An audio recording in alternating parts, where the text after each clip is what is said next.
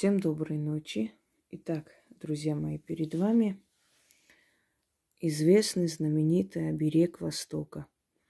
Глаз Фатимы. А намного позже назвали этот оберег Назар Бончук, что в переводе означает оберег или спасение от сглаза.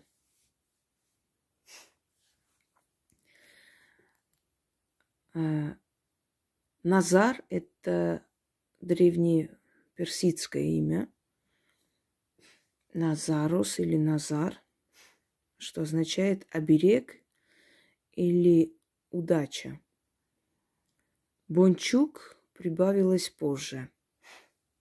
Это уже из тюркского языка, что означает сглаз. Оберег от сглаза. Но до того, как это называлось глаз Фатимы, этот амулет или оберег знали как глаз Иблиса, так переводилось. Или глаз главного джинна. По-разному.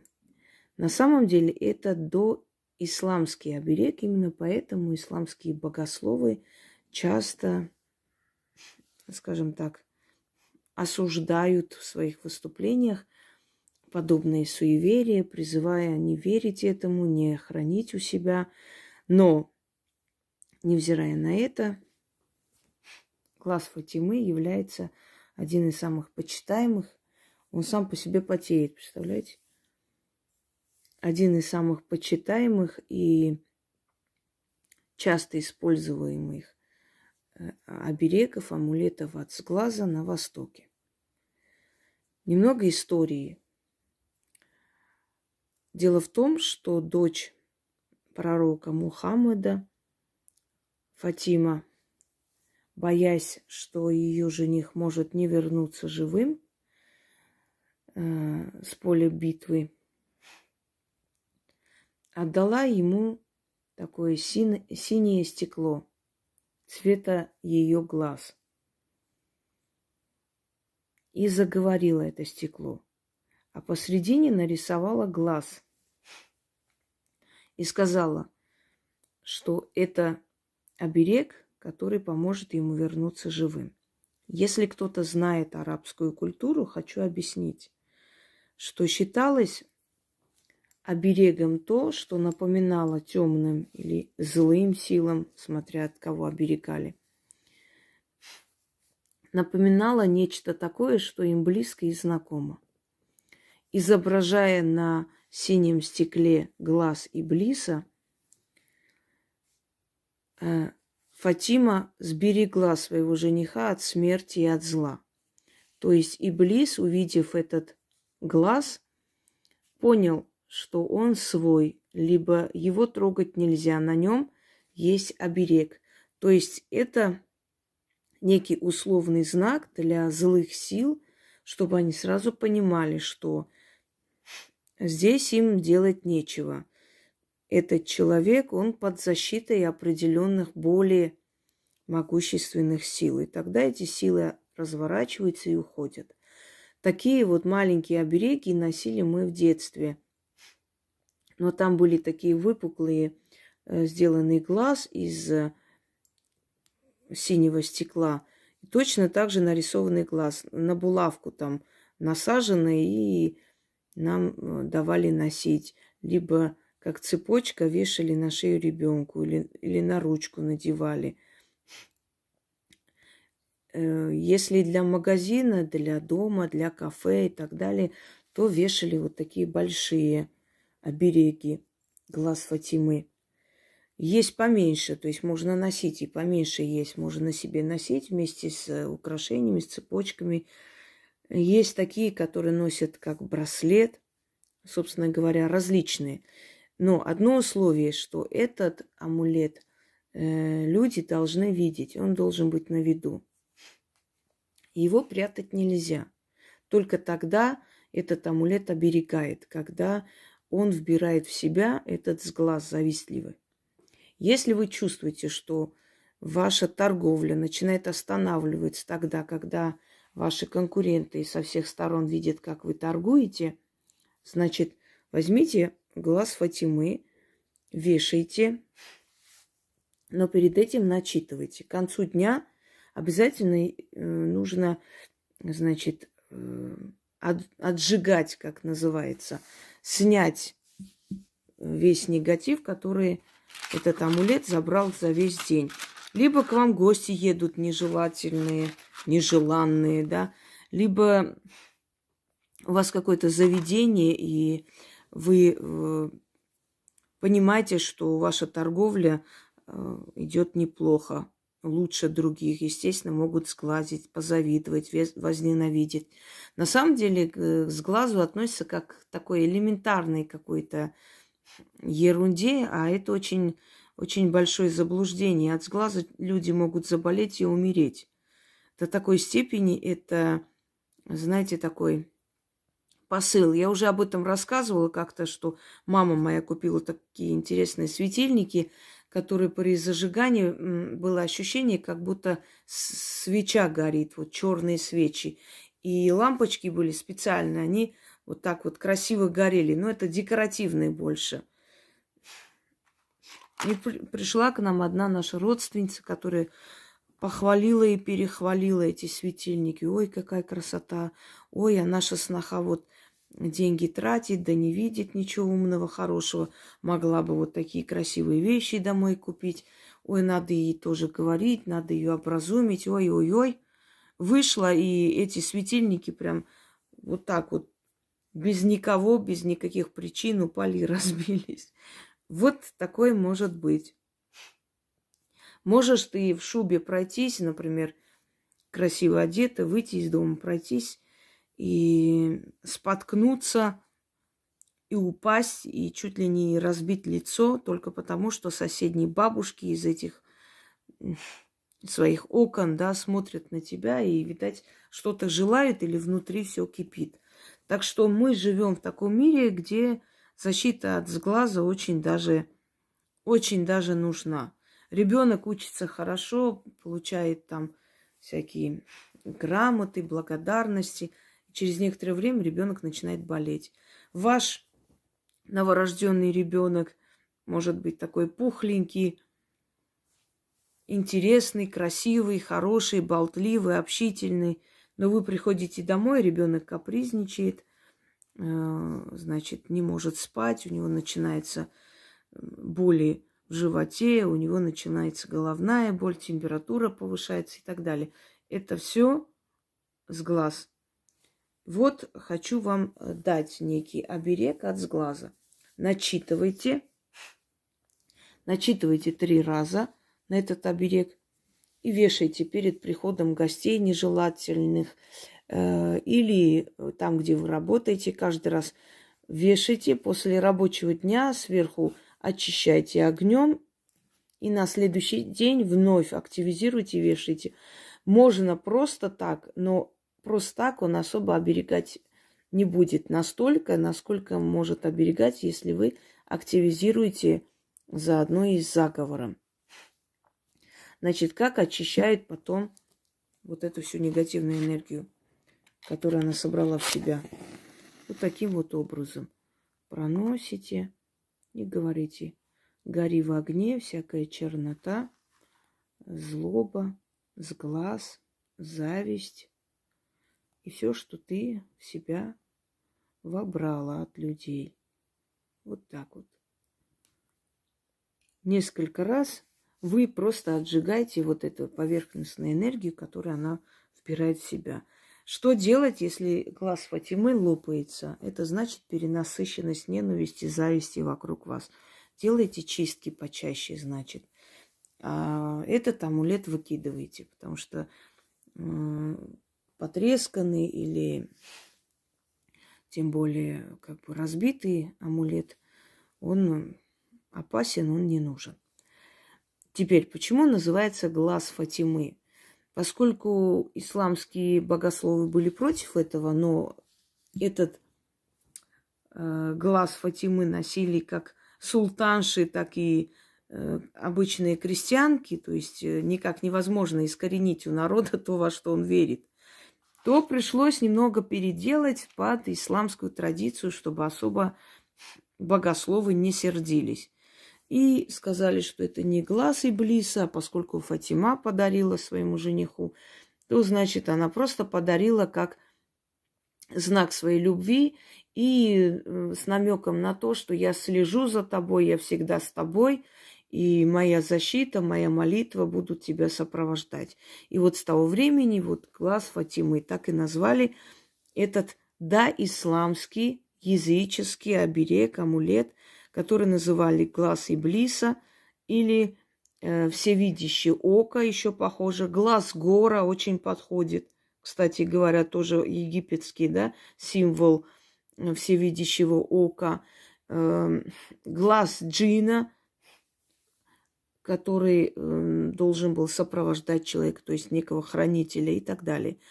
И вот это все вместе собрали и назвали глаз Фатимы. Итак, хочу вам сказать, что вот этот подобный оберег вы можете увидеть во многих дворцах Востока. Исфаханский дворец, да, Саманидов, Крымский, Бахчисарайский дворец. Что еще? Топкапы Стамбула и так далее. То есть во многих именно восточных странах и с культурой Востока вы встретите вот этот оберег, который очень прочно вошел в восточный мир и не только, и никак не вытравить никакими религиозными, скажем так, нравоучениями. Так уж получилось. Но еще, естественно, можете увидеть и во дворцах Самарканда, и во дворцах древних эмиров, живущих в древности и прочее, прочее. Итак, этот оберег, который взял свое начало от арабов и укрепился у персов, у турок, у тюркоязычных народов, далее Средняя Азия, Малая Азия и до самой Индии во времена правления великих моголов, которые, в принципе, по религии были мусульмане. И название этого оберега, как бы он ни назывался до исламский период, но в данный момент этот оберег называется глаз Фатимы. И я вам рассказала, почему именно так и называется, и как им пользоваться. Он действительно будет оберегать и помогать. Через некоторое время вы увидите, что ваша торговля идет как раньше шло, что уже нету какой-либо там, скажем так, неудачи или торможения денежного, да, вы увидите, что люди, которые вам неприятны, начнут вас обходить стороной, да и вообще, и самочувствие улучшится, и ребенок перестанет капризничать, и меньше будет всяких трудностей и неудач, и непредвиденных расходов, потому как этот оберег начнет отражать и посылать обратно вот эти посылы. Потому что глаза – это зеркало души, в нем отражается душа. Кроме того, как говорят ученые, глаза – это дорога в мозг. То есть в мозгу формируется вот эта вот энергия, посылы, этот сгусток. И вот этот сгусток может ударить по человеку. Вот это, почему многие, скажем, знаменитости надевают яркие одежды. Вы никогда не спрашивали, почему цыганки надевают яркие вещи, там, на свадьбы и так далее. Они прячутся за этими яркими одеяниями, понимаете? И обязательно есть какое-нибудь, что-нибудь более яркое. Розочка, еще что-нибудь подкрепленное. Есть люди, у которых камни просто лопаются. Вот любые камни, которые носят на себе, через некоторое время камни начинают лопаться. Серебро темнеет, золото темнеет и так далее. Это не всегда признак болезни сердца, как говорят. Это чаще всего именно с глаз. Почему эти сверкающие вещи носят что-либо на себе, что привлечет внимание? Потому что, когда на тебя смотрят резко, первое, то есть что попадает на глаза этим людям, это вот то самое яркое нечто, что на вас есть. Ну, например, брошь какая-нибудь, да, какого-то цвета. Вот для этого, собственно, вот этот оберег, он такой яркий, и он сразу же привлекает внимание. Смотрите, глаз. Два глаза встречаются, и то, что наслали, идет обратно. Понимаете, обратная реакция. Потом зазеркаливание, стекло, понимаете. Энергия не проходит через стекло, оно идет обратно. И много других нюансов, которые я уже объясняла, говорила, не будем на этом останавливаться. Да? Итак, читаем. Каждый день, если вы вешаете перед входом, читайте каждый день по 3 раза. Если вы вешать будете дома перед входной дверью, желательно часто читать, активизировать. Но раз в неделю оттуда снять и очищать. Потому что, ну, если у вас дома нет, там столько народу не приходит, как бы такой нужды нету. Но если гости пришли нежелательные, то лучше очищать. Когда вы будете очищать, очень может быть, что прям черный дым пойдет от спичек. Это нормально. Он съедает, жирает, уносит. Ну вот, тем более вы поймете, с какой целью, с какими мыслями к вам эти люди пришли. Итак, читать нужно таким образом. Сохрани меня, древний оберег, сила глаза Фатимы. Избавь меня и защити, сбереги меня в слабый мой час от завистливых и колючих глаз. Сохрани и сбереги от черного глаза, от серого, от синего, от голубого, от зеленого, от ненавистного, от завистного, лихого и злого, или завистного, как хотите, лихого и злого, от женского глаза, от мужского. Всю черноту в себя вбирай, зло от меня забирай. Истинно так, заклято. Да, если вы найдете маленький глаз Фатимы, который носит там как оберег на себе, там на булавку насаживает или как браслет, можете и на это начитать, в принципе. Есть разновидности этого оберега разные. Неважно, иногда подкова с этими глазами, можете читать на эту подкову. То есть не обязательно, чтобы оно было именно такой формы, но чтобы это был глаз Фатимы. Вот именно синее стекло и нарисованный глаз. Еще раз. Сохрани меня, древний оберег, сила глаза Фатимы. Избавь меня и защити, сбереги меня в слабый мой час от завистливых, от колючих глаз. Сохрани и сбереги от черного глаза, от серого, от синего, от голубого, от зеленого, от ненавистного, от завистного, лихого и злого, от женского глаза, от мужского. Всю черноту в себя вбирай, зло от меня забирай. Истинно так, заклято. Вопрос, можно ли своему ребенку читать? Можно ребенку до 15 лет. Дальше ребенок уже не ребенок. Он сам должен начитать и носить это. Если сможете, научите. Кстати, чистки и прочие детей не подпускать до 20 лет. Чистки и прочее не нужно, если нет такой острой необходимости, которую вам, скажем, порекомендовала ведьма. Можно ли детям читать на удачу, на учебу? Можно. Это такое же обращение к силам. Эти боги создали как вас, так и этих детей. Поэтому это возможно. Сохрани меня, древний оберег, сила глаза Фатимы. Избавь меня и защити, сбереги меня в слабый мой час от завистливых и колючих глаз. Сохрани и сбереги от черного глаза, от серого, от синего и голубого, от зеленого, от ненавистного, от завистного, лихого и злого, от женского глаза и от мужского. Всю черноту в себя вбирай, зло от меня забирай. Истинно так, заклято. Если все сделаете правильно, через некоторое время заметите, какие перемены у вас произойдут, как вам станет легче и спокойнее. Потому как зависть, она портит нам жизнь, на самом деле портит. И завистливый человек, запомните, не останавливается только на зависти, только на мыслях.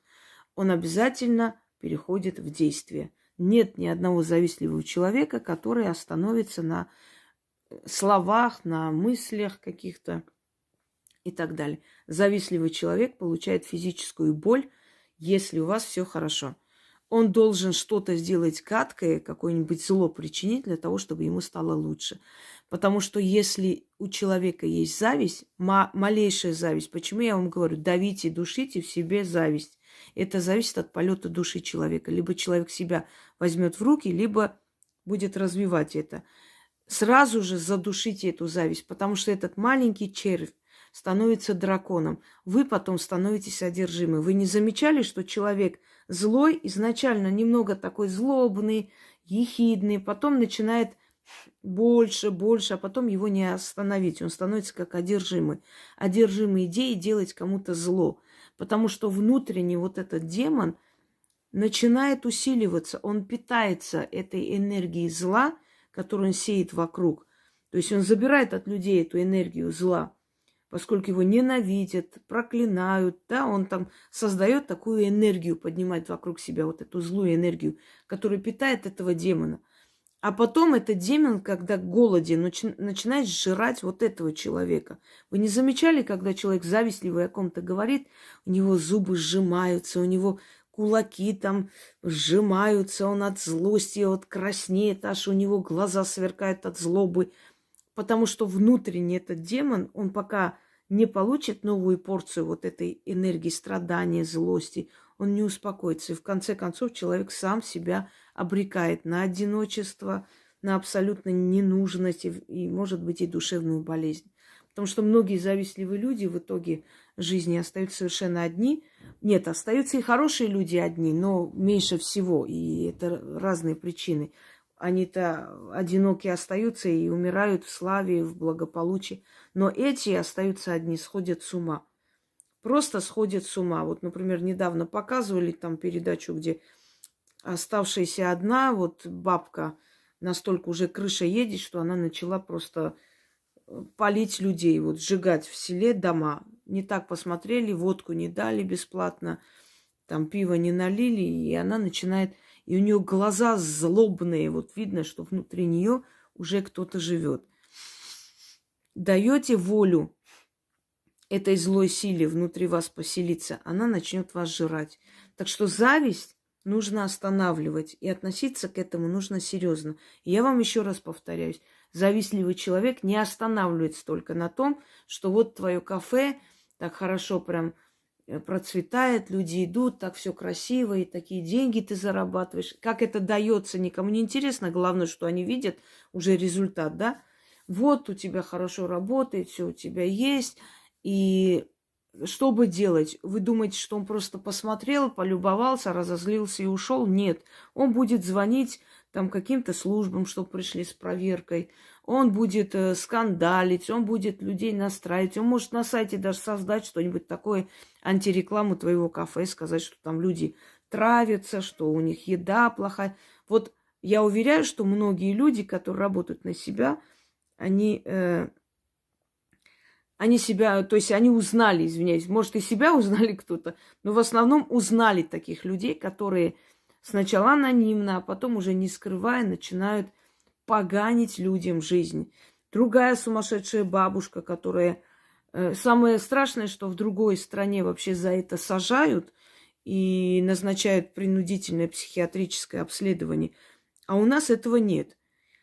Другая бабка, которой там комментарий не понравился чей-то в интернете, она нашла адрес этой женщины, начала звонить и говорит, что ее муж, в общем, пристает к ее детям, попросила проверить то. И вот эти службы без конца идут и идут и идут в дом этого человека, не дают ей спокойно жить. Уже давно поняли, что там ничего нет. И она говорит, ну вот как вот? Как так возможно, что человек просто из-за каприза берет и поганит мою жизнь? Позвонили журналисты этой бабки, спрашивают, вы почему это делаете? Хочу и делаю. Вот был ответ. Понимаете, вот о чем речь. Что завистливый человек, злобный человек, он не останавливается только на зависти, злобе, там он пару слов сказал, и на этом все. Нет, он будет поганить, портить жизнь, потому что внутренний демон, который там есть, он требует все время пополнение новой еды, новых эмоций, новой злобы. Он на этом не останавливается. И именно потому относитесь к этому серьезно. И принимайте меры против подобных личностей, чтобы остановить их. Их нужно останавливать, иначе они вам житья не дадут. Всем удачи и всех благ.